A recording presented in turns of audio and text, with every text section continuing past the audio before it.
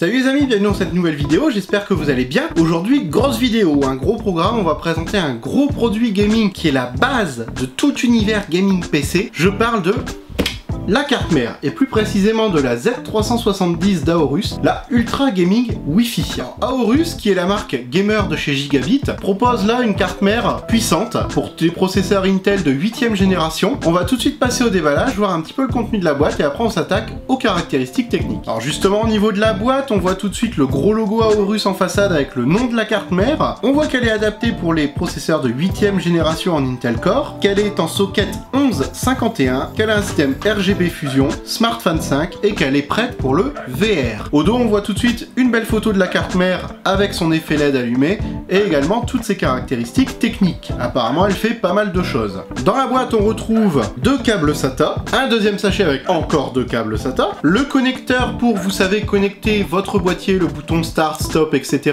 à votre carte mère de façon plus simple. Celui-là a l'avantage d'avoir des petits crochets pour maintenir les éléments. Très très bien. Le guide d'utilisation, un deuxième guide d'utilisation, une antenne Wi-Fi qui a l'air vraiment de très très bonne qualité, la backplate, un petit pin Aorus, petite vis, le CD avec les pilotes et on retrouve évidemment la carte mère. Vous allez voir que c'est un produit qui pour moins de 200 € est vraiment très complet et sympa. Déjà la première chose c'est son look, complètement noir, un gros système de bouclier thermique que ça soit au niveau du chipset, de l'emplacement pour le SSD type M2 ou même tout simplement de protection au niveau des ports. Au niveau connectique maintenant, on va retrouver 4 ports qui sont dédiés à la DDR4, 3 ports PCI Express qui peuvent accepter soit 3 cartes de type AMD en Crossfire, soit 2 cartes de type Nvidia en SLI. C'est un petit peu dommage qu'on puisse pas mettre 3 cartes Nvidia, mais sur ce modèle là, ça fonctionne comme ça. On a également 2 emplacements pour mettre des SSD de type M2.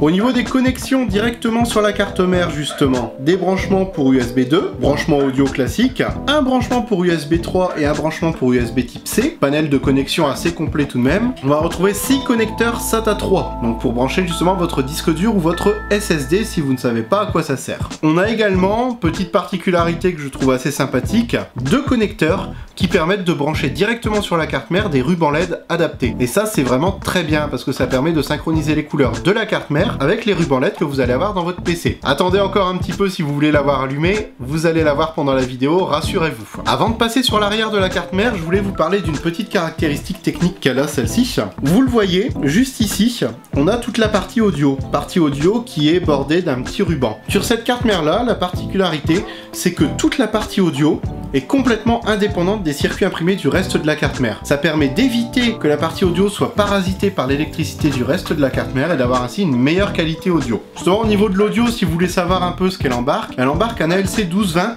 avec un amplificateur audio et des composants haute qualité. Donc normalement ça vous assure justement vraiment un très très bon système audio si vous branchez des bonnes enceintes sur cette carte mère. Au niveau de l'arrière, je vais pas vous mentir, me déçoit un petit peu.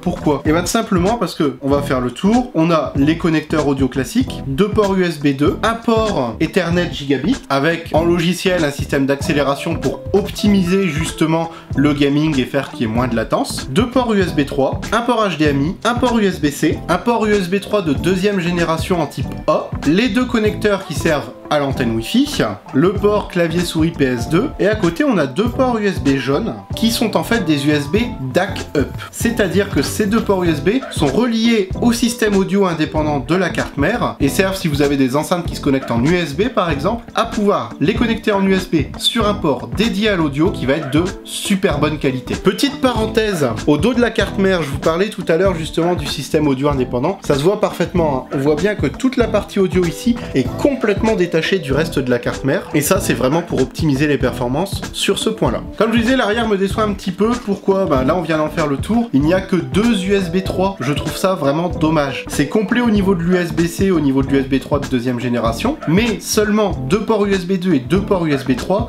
c'est extrêmement faible. Je sais que par rapport au périphérique que moi j'utilise actuellement, ça serait pas suffisant par exemple. Comme je vous le disais juste avant et plusieurs fois pendant la vidéo, la carte mère gère les rubans LED RGB, mais elle est également elle-même RGB et un RGB bien conçu. Vous allez avoir vos ports pour la RAM qui vont être éclairés RGB, vous allez avoir les 2 ports PCI Express éclairés RGB, le logo Aorus éclairé RGB et les fameux petits traits ici éclairés RGB. Là je vous en parle, mais ça vous dirait pas plutôt de l'avoir branché pour voir un petit peu ce que ça donne? Allez, on va se faire plaisir. Une fois branchée, vous voyez, elle est vraiment superbe. J'avais même oublié de mentionner juste à côté de l'alimentation la petite barre un petit peu design qui s'illumine elle aussi et qui ajoute encore un petit plus à la carte mère. Branchée, mise en place dans une tour, il y a vraiment de quoi faire une très belle configuration autour de cette carte qui, comme je disais, est très abordable puisqu'on est à bien moins de 200 €.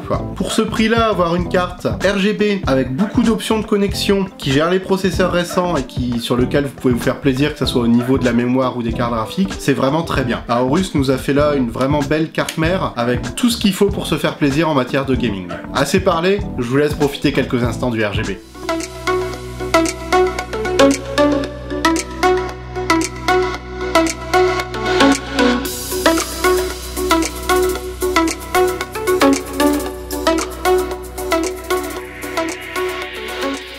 En conclusion, est-ce que c'est une carte mère que je vais vous conseiller si vous souhaitez justement vous faire une config gaming? Eh ben oui, elle est belle, elle est facile à installer, elle est ultra complète si vous voulez vous faire un beau boîtier entièrement RGB. Mon seul vraiment gros regret sur cette carte mère, c'est le manque de connexion USB à l'arrière. Pour moi, c'est vraiment quelque chose de très important et celle-ci, elle passe pas le test à ce niveau-là. Le RGB, une fois mis en place dans un boîtier, vous mettez quelques ventilos, tout ce qu'il faut, ça rendra super bien, ne vous inquiétez pas. Au-delà du look, est-ce que les performances sont là? Vous n'avez pas à vous inquiéter. La façon dont elle est conçue, que ça soit en qualité audio ou en performance pure par rapport processeur, carte graphique RAM, ça fera le boulot, ne vous inquiétez pas. Voilà les amis, la vidéo se termine, j'espère que ça vous aura plu. Pour une fois, on présente un produit totalement différent de ce qu'on a fait sur la chaîne jusqu'à maintenant. C'est vraiment un produit que je vous recommande, je vous mets tous les liens d'ailleurs concernant le produit et Aorus dans la description. N'hésitez pas à aller faire quelques clics. N'hésitez pas également à vous abonner si vous n'êtes pas abonné à la chaîne, cliquez sur le petit bouton en dessous, cliquez sur la petite cloche pour être averti quand je fais une nouvelle vidéo et rejoignez la communauté, on est de plus en plus nombreux et c'est génial. Également, si vous voulez m'ajouter sur les réseaux sociaux, ça se passe en description, il y a les miens, il y a ceux de Léonie. Venez me parler, me poser vos questions même sur le produit, pourquoi pas. Et n'hésitez pas à commenter également la vidéo et à la partager.